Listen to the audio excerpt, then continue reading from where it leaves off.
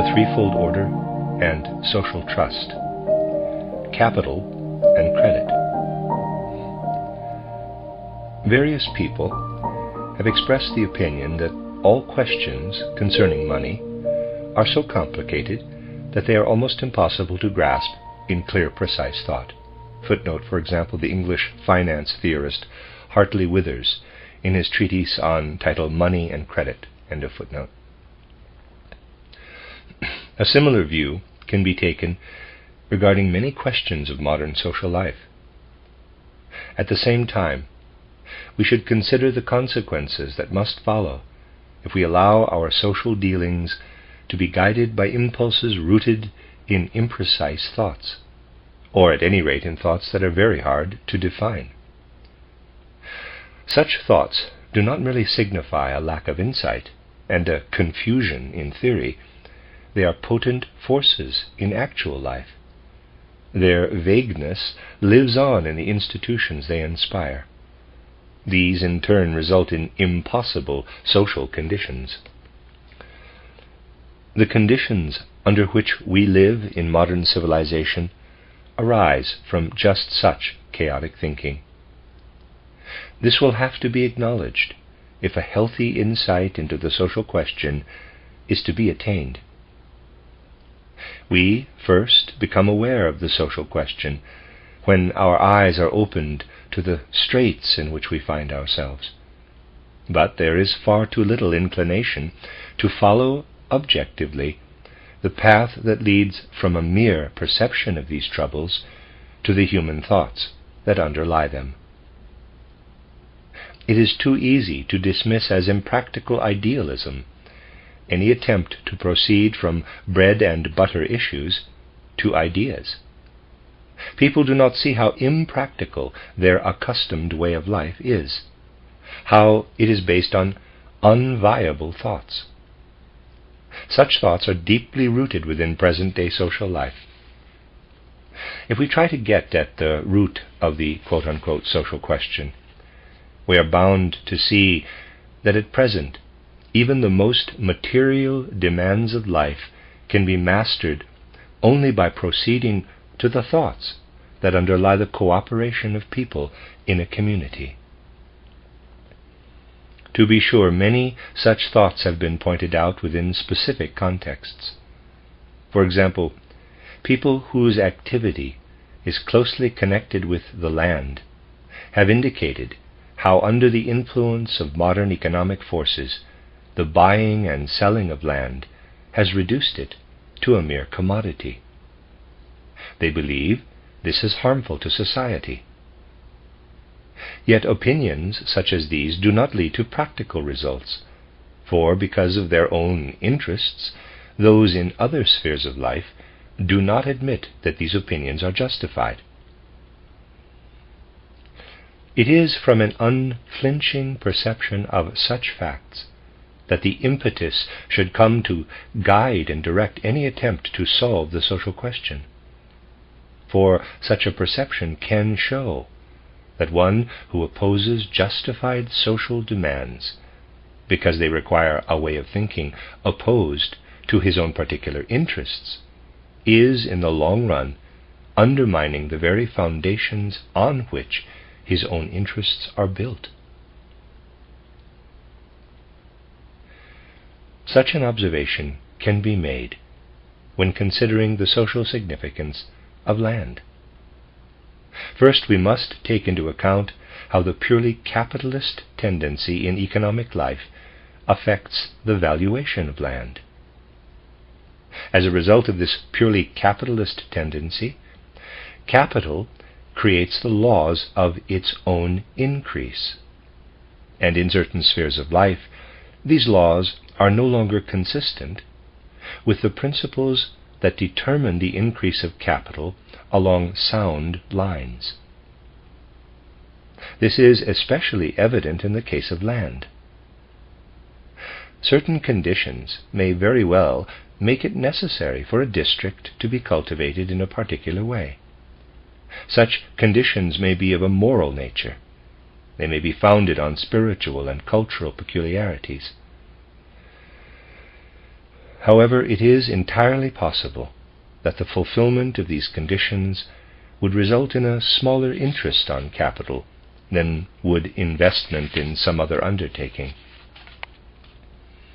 As a consequence of the purely capitalist tendency, the land will then be exploited, not in accordance with these spiritual or cultural viewpoints, which are not purely capitalist in character, but in such a way that the resulting interest on capital will equal the interest resulting from other undertakings. Thus, values that may be very necessary to a real civilization are left undeveloped. Under the influence of this purely capitalist orientation, the estimation of economic values becomes one-sided. It is no longer rooted in the living connection we must have with nature and with cultural life, if nature and spiritual life are to give us satisfaction in body and in soul. It is easy to jump to the conclusion that for this reason capitalism must be abandoned. The question is whether, in so doing, we would not also be abandoning the very foundations of modern civilization. Anyone who thinks the capitalist orientation a mere intruder into modern economic life will demand its removal. However, he who sees that division of labor and social function are the essence of modern life will only consider how best to exclude from social life the disadvantages that arise as a byproduct of this capitalist tendency. He will clearly perceive that the capitalist method of production is a consequence of modern life, and that its disadvantages can make themselves felt only as long as increase of capital is made the sole criterion of economic value. The ideal is to work toward a social structure in which the criterion of capital increase will no longer be the only power to which production is subjected. In an appropriate social structure, increase of capital should rather serve as an indicator that the economic life, by taking into account all the requirements of our bodily and spiritual nature, is correctly formed and organized. Anyone who allows his thought to be determined by the one-sided point of view of capital increase or of a rise in wages will fail to gain clear and direct insight into the effects of the various specific branches of production in the economy. If the object is to gain an increase in capital or a rise in wages, it is immaterial through what branch of production the result is achieved. The natural and sensible relation of people to what they produce is thereby undermined. For the mere quantity of a capital sum, it is of no account whether it is used to acquire one kind of commodity or another. Nor does it matter if one considers only the amount of a wage, whether it is earned through one kind of work or another. Now it is precisely insofar as they can be bought and sold for sums of capital, in which their specific nature cannot find expression, that economic values become, quote-unquote, commodities. Their commodity nature is suited, however, only to those goods or values meant for immediate human consumption. For the valuation of these, we have an immediate standard in our physical and spiritual needs. There is no such standard in the case of land, or artificially created means of production. The valuation of these things depends on many factors that become apparent only when one takes into account the entire social structure of human life. If cultural interests demand that a certain district be put to economic uses that from the viewpoint of capital seem to yield a lower return than other industries, the lower return will not in the long run harm the community. In time, the lower return of the one branch of production will affect other branches, such that the prices of their products will also be lowered. Only a viewpoint that deals with momentary gain of the most narrow and egotistical kind can fail to see this connection. Where there is simply a market relationship, where supply and demand are the determining factors, only the egotistic type of value can be considered. The quote-unquote market relationship must be superseded by associations that regulate the exchange and production of goods through an intelligent consideration of human needs. Such associations can replace mere supply and demand by contracts and negotiations between groups of producers and consumers and between different groups of producers. Excluding, on principle, one person's making himself a judge of another's legitimate needs, these negotiations will be based solely on the possibilities afforded by natural resources and by human abilities. Life on this basis is impossible so long as the economic cycle is governed by the consideration of capital and wages alone. As a result of this orientation, land, means of production, and commodities for human use, things for which there is in reality no common standard of comparison, are exchanged for one another. Even human labor power and the use of our spiritual and intellectual faculties are made dependent on the abstract standard of capital and wages, a standard that eliminates, both in human judgment and in our practical activity, our natural, sensible relationship to our work. In modern life, there is no possibility of preserving the relationship to economic values that was still possible under the old system of barter, nor even the relationship still possible under a simpler monetary system. The division of labor and of social function that has become necessary in modern times separates the laborer from the recipient of the product of his work. There is no changing this fact without undermining the conditions of modern civilization. Nor is there any way of escaping its consequence, the weakening of one's immediate interest in one's work. The loss of this interest must be accepted as a result of modern life. Yet we must not allow this interest to disappear without finding other kinds to take its place. For human beings cannot live and work indifferently in the community. It is from the cultural and the political spheres, as they are made independent, that the necessary new interests will arise. From these two independent spheres will come impulses involving viewpoints other than those of mere increase of capital or wages. A free spiritual cultural life creates interests that dwell in the depths of the human being and imbue one's work and all one's action with a living aim and meaning for social life. Developing and nurturing human faculties for the sake of their own inherent value, such a cultural life will call forth a consciousness that our talents and our place in life have real meaning.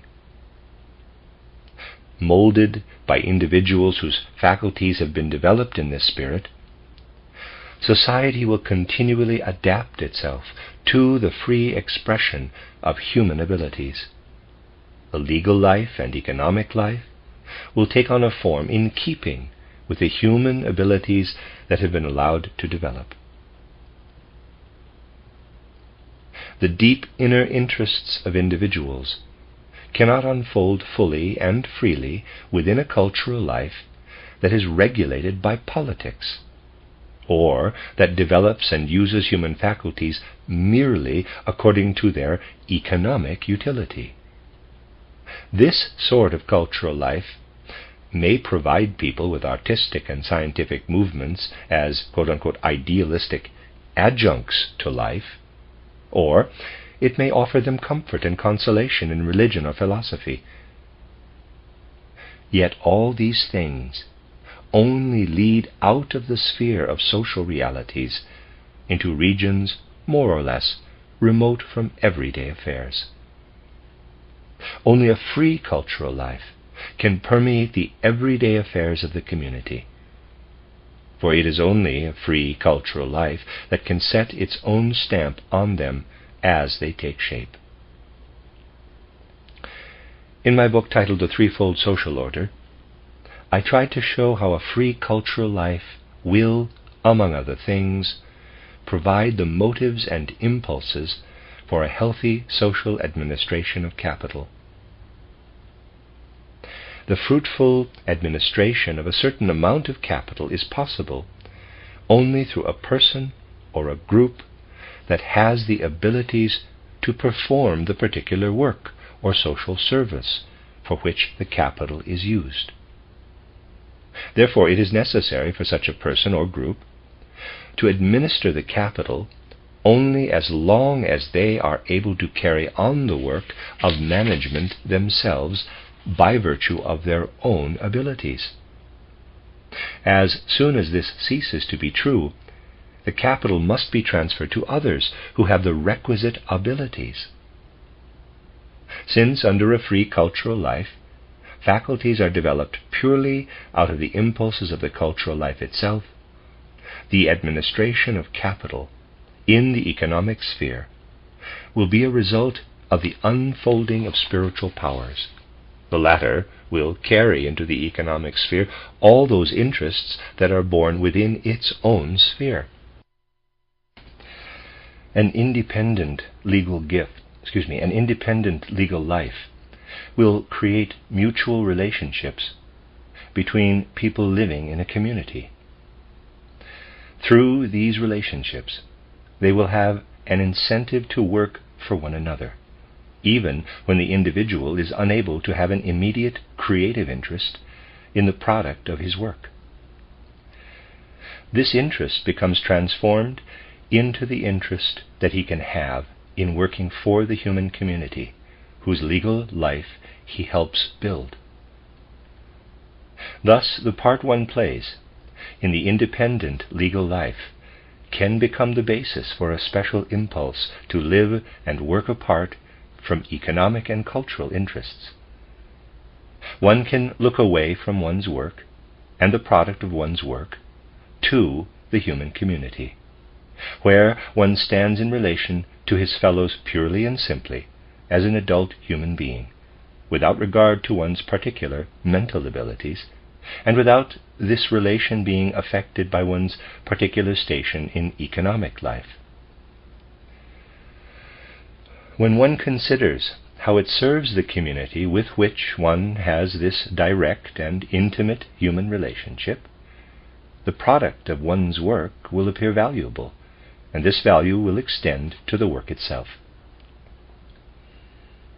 Nothing but an independent legal and political life can bring about this intimate human relationship, because it is only in this sphere that each human being can meet every other with equal and undivided interest.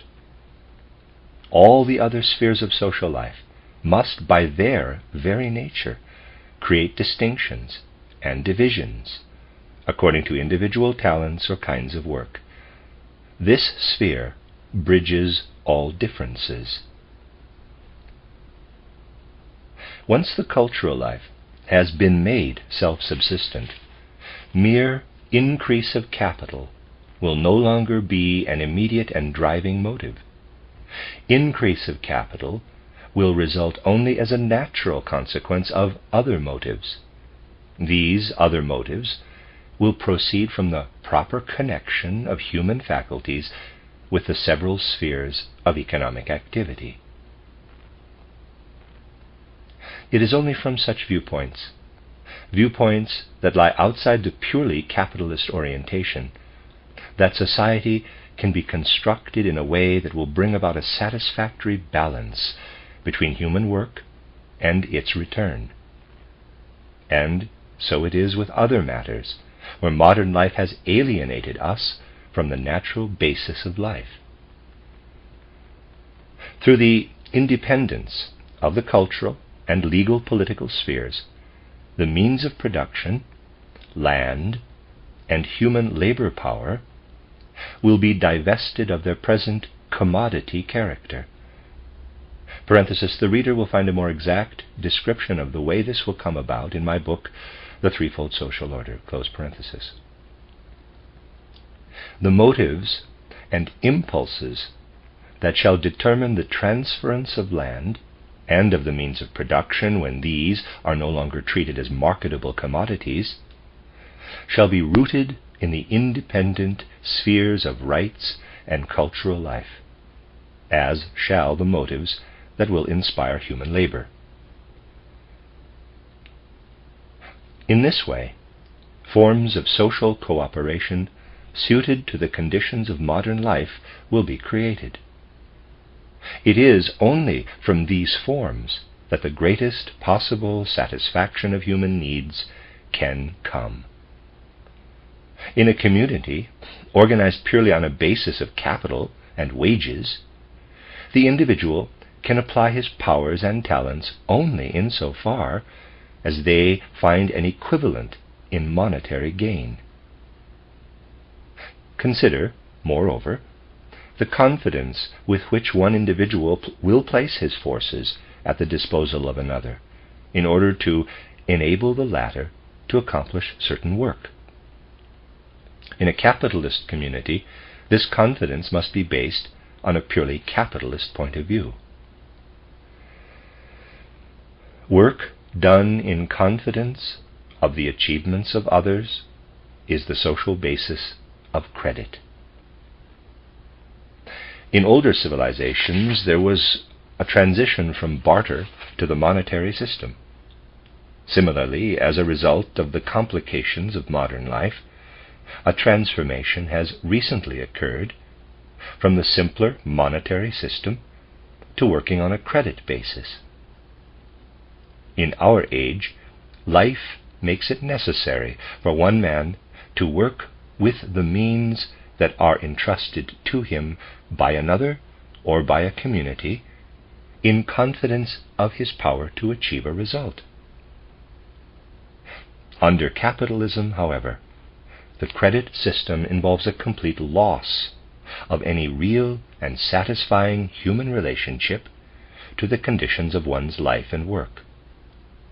Credit is given when there is a prospect of an increase of capital that seems to justify it.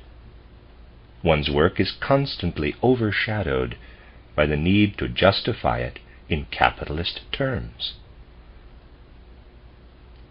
These are the motives underlying the giving and taking of credit. And what is the result of all this? Human beings are subjected to the power of a financial sphere remote from life. The moment people become fully conscious of this fact, they feel it to be unworthy of their human dignity. Take the case of credit on land. In a healthy social life, an individual or a group possessing the necessary abilities may be given credit on land, enabling them to develop it by establishing some kind of production. It must be a development that seems justified on that land in light of all the cultural conditions involved.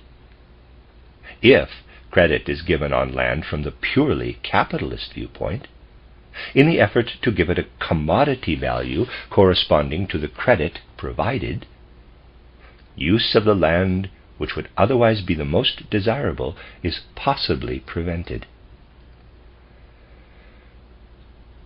A healthy system of giving credit presupposes a social structure that enables economic values to be estimated by their relation to the satisfaction of people's bodily and spiritual needs. Independent cultural and legal political spheres will lead to a vital recognition of this relation and make it a guiding force. People's economic dealings will be shaped by it. Production will be considered from the viewpoint of human needs. It will no longer be governed by processes that obscure concrete needs through an abstract scale of capital and wages. The economic life in a threefold social order is built up by the cooperation of associations arising out of the needs of producers and the interests of consumers. These associations will have to decide on the giving and taking of credit. In their mutual dealings, the impulses and perspectives that enter economic life from the cultural and legal spheres will play a decisive part. These associations will not be bound to a purely capitalist point of view. One association will deal directly with another. Thus the one-sided interests of one branch of production will be regulated and balanced by those of the other. Responsibility for the giving and taking of credit will thus be left to the associations. This will not impair the scope and activity of individuals with special faculties. On the contrary, only this method will give individual faculties full scope. The individual is responsible to his or her association for achieving the best possible results. The association is responsible to other associations for making good use of these individual abilities. Such a division of responsibility will ensure that the whole activity of production is guided by complementary and mutually corrective points of view.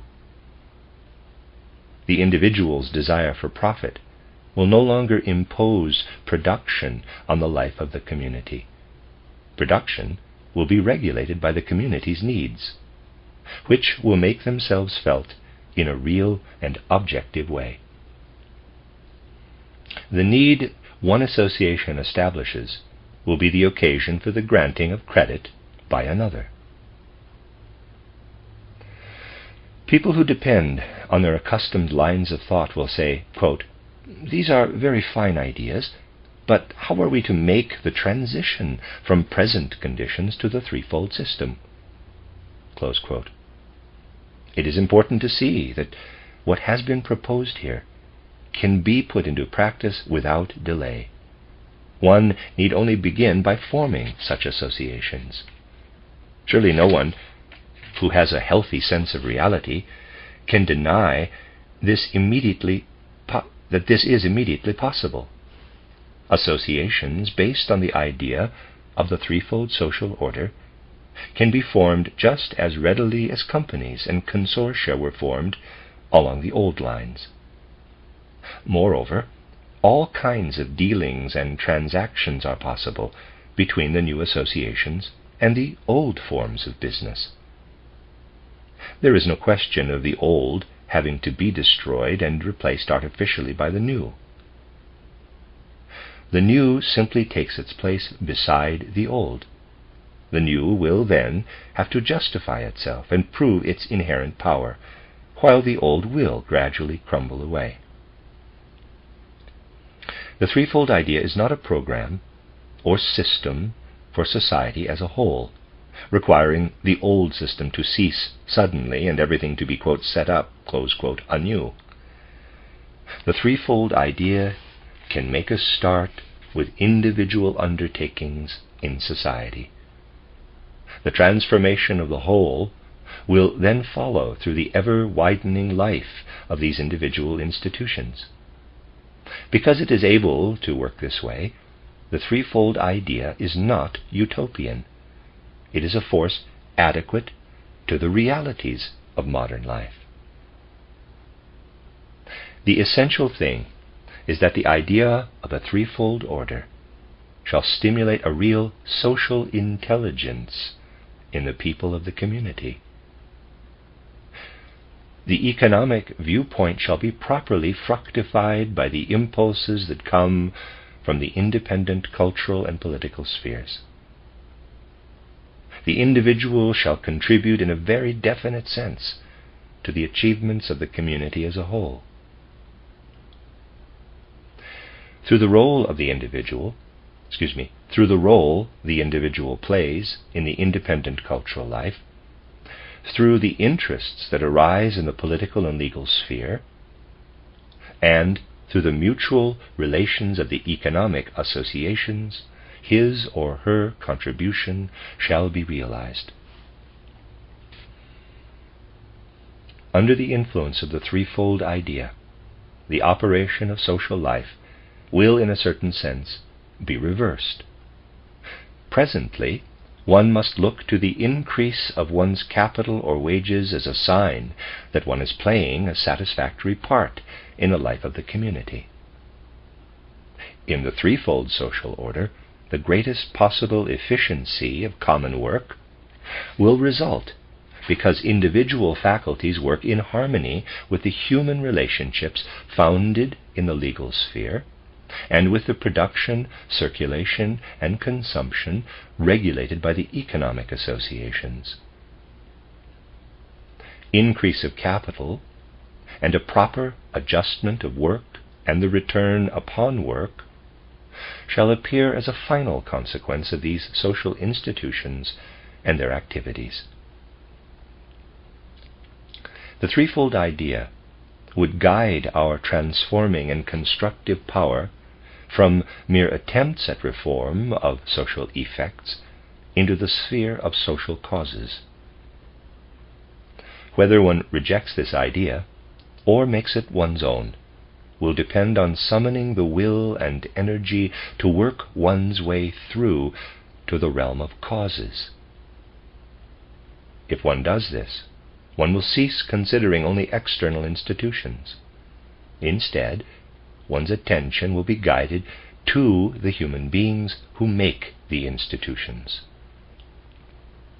Modern life has brought about a division of labor in many spheres, for outer methods and institutions demand it. The effects of division of labor must be balanced by vital mutual relations among people in the community. Division of labor separates people. The forces that come to them from the three spheres of social life, once these are made independent, will draw them together again. This division of society has reached its zenith. This is a fact of experience, and it gives our modern social life its stamp. Once we recognize it, we realize the imperative demand of the age to find and follow the path that leads to reunion.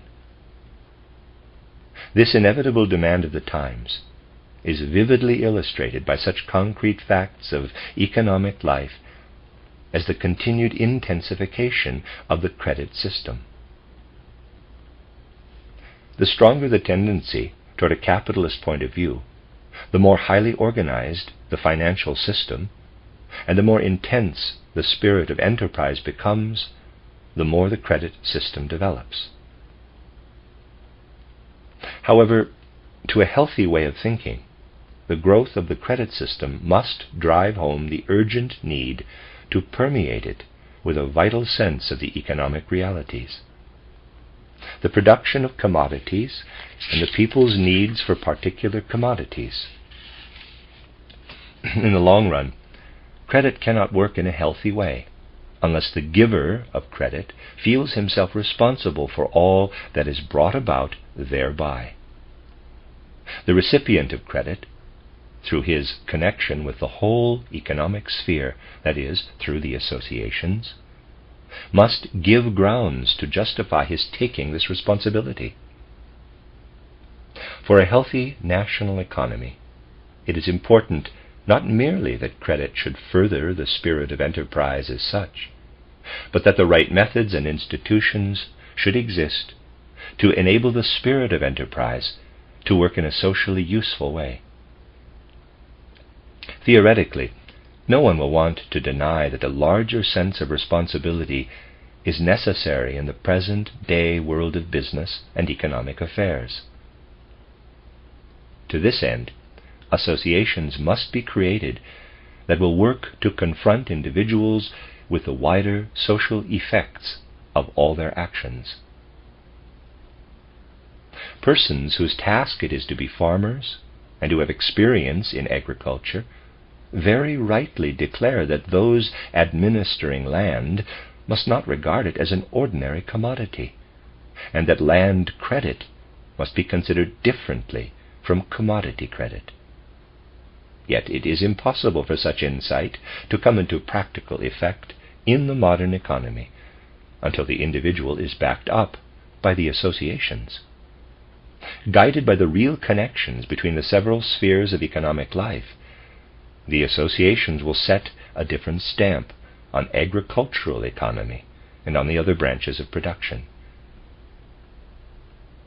We can easily understand that some reply to these arguments, quote, "What is the point of it all? When all is said and done, it is human need that rules over production, and no one can give or receive credit unless there is a demand somewhere or other to justify it." Close quote. Someone might even say, quote, "After all, these social institutions and methods you have in mind amount to nothing more than a conscious arrangement of the very things that supply and demand will surely regulate automatically." Close quote. It will be clear to one who looks more closely that this is not the point. The social thoughts that originate in the threefold idea do not aim at replacing the free business dealings governed by supply and demand with a command economy.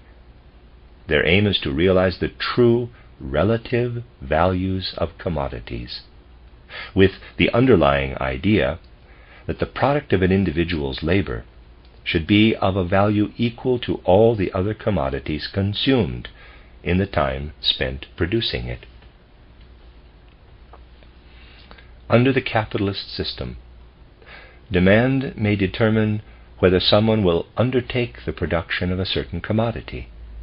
Yet demand alone can never determine whether it will be possible to produce it at a price corresponding to its value in the sense defined above.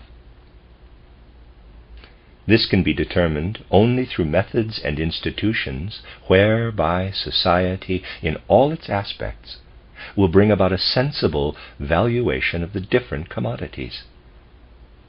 Anyone who doubts that such methods and institutions are worth striving for lacks vision. He does not see that under the exclusive rule of supply and demand, needs whose satisfaction would upgrade the life of the community are being starved. He has no feeling for the necessity of trying to include the satisfaction of such needs among the practical incentives of an organized community. The essential aim of the threefold social order is to create a just balance between human needs and the value of the products of human work.